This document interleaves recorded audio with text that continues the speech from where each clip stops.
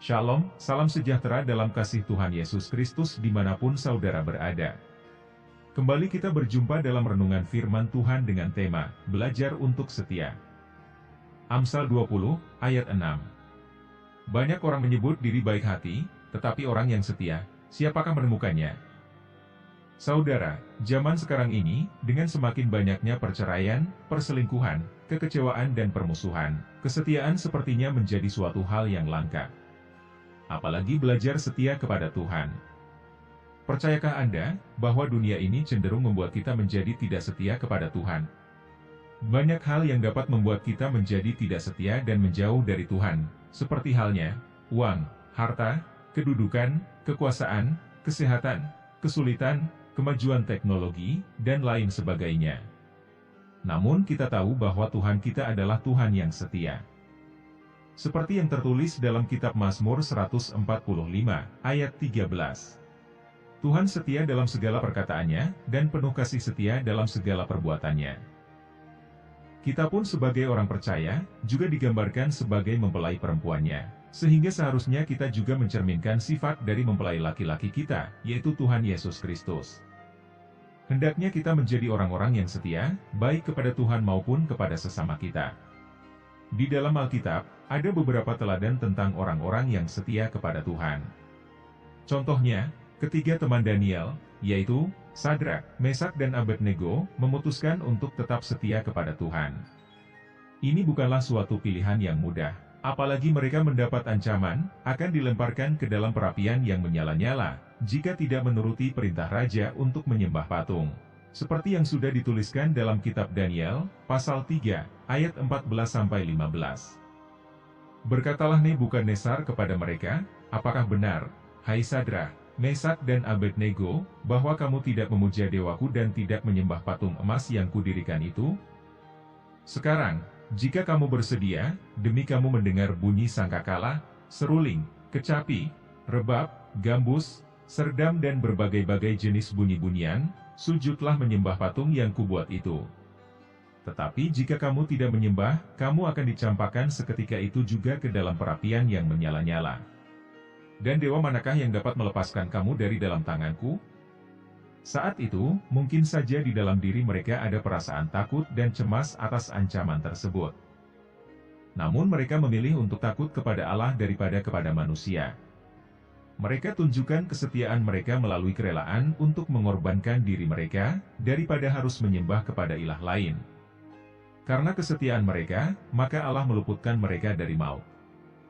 Melalui peristiwa ini kita diingatkan kembali, apakah kita masih tetap setia pada Tuhan, jikalau suatu saat kepentingan pribadi kita terancam, atau ketika rencana kita tidak berjalan sesuai yang kita inginkan, masihkah kita setia berpegang pada Tuhan? Tokoh lainnya, yaitu Ayub, juga adalah orang yang setia kepada Tuhan. Walaupun dia mengalami banyak sekali pencobaan berat, tetapi tidak sekalipun dia menyangkal Tuhan. Bahkan di tengah penderitaan yang luar biasa, dia masih dapat berkata di dalam kitab Ayub pasal 1, ayat 21. Tuhan yang memberi, Tuhan yang mengambil, terpujilah nama Tuhan. Sungguh suatu hal yang tidak mudah dilakukan.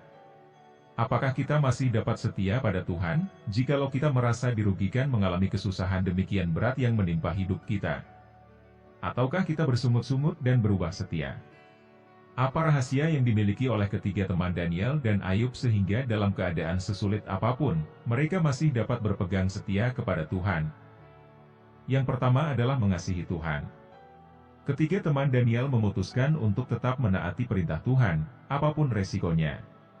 Injil Yohanes 14, ayat 15, mengingatkan bahwa jika kita mengasihi Tuhan, maka kita akan menuruti segala perintah-Nya. Mereka tidak mau menyakiti hati Tuhan dengan menyembah ilah lain, yang jelas-jelas sangat tidak disukai oleh Tuhan. Mereka rela melakukannya, walaupun taruhannya adalah nyawa mereka sendiri. Ayub juga adalah orang yang mengasihi Tuhan, dan ini dibuktikannya dengan bagaimana ia menjalani kehidupannya. Ayub 1, ayat 8-22, mengatakan bahwa ia senantiasa hidup saleh dan jujur, takut akan Allah dan menjauhi kejahatan. Meskipun ia dicobai sampai anak-anaknya binasa dan hartanya musnah, dia tetap tidak menuduh Allah berbuat yang kurang patut. Yang kedua adalah iman. Ibrani 11, ayat 1. Iman merupakan dasar dari segala sesuatu yang kita harapkan dan bukti dari segala sesuatu yang belum kita lihat. Ketiga teman Daniel belum melihat pertolongan Tuhan ketika mereka diikat dan dijatuhkan ke dalam perapian yang menyala-nyala. Tetapi meskipun Tuhan tidak menolong mereka sekalipun, mereka tetap tidak akan menyembah patung yang dibuat raja. Keyakinan demikian hanya dapat keluar dari mulut orang yang sungguh-sungguh bersandar dan percaya kepada Tuhan. Dan karena iman, akhirnya mereka menerima pertolongan mujizat Tuhan. Meskipun Ayub ditimpa oleh penderitaan yang amat sangat, ia yakin bahwa hidupnya akan timbul seperti emas dalam ujian yang dialaminya. Terlebih lagi, bahwa Tuhan sanggup untuk melakukan segala sesuatu pada dirinya. Kepercayaan inilah yang membuat Ayub tetap bertahan di dalam kesusahannya. Ia percaya bahwa apapun yang terjadi atas dirinya, tidak lain adalah karena rencana dan kehendak Allah. Bagaimanakah agar kita dapat tetap setia kepada Tuhan, mengasihi, dan beriman pada rancangannya? Ini bukan sekedar pengetahuan, melainkan harus kita buktikan sendiri dengan pengalaman hidup kita. Mulai dari hal-hal kecil dalam kehidupan sehari-hari, sampai pada tantangan-tantangan besar yang merintangi perjalanan hidup. Saudara, marilah kita bertekun di dalam kasih Tuhan dan tetap setia kepada Tuhan. Kita harus semakin mengasihi serta beriman kepadanya. Percayalah pada penyertaannya, maka Tuhan akan mengaruniakan kepada kita mahkota kehidupan kekal seperti yang dijanjikannya dalam kitab Wahyu 2, ayat 10b. Hendaklah engkau setia sampai mati, dan aku akan mengaruniakan kepadamu mahkota kehidupan. Demikianlah renungan firman Tuhan. Tuhan Yesus memberkati.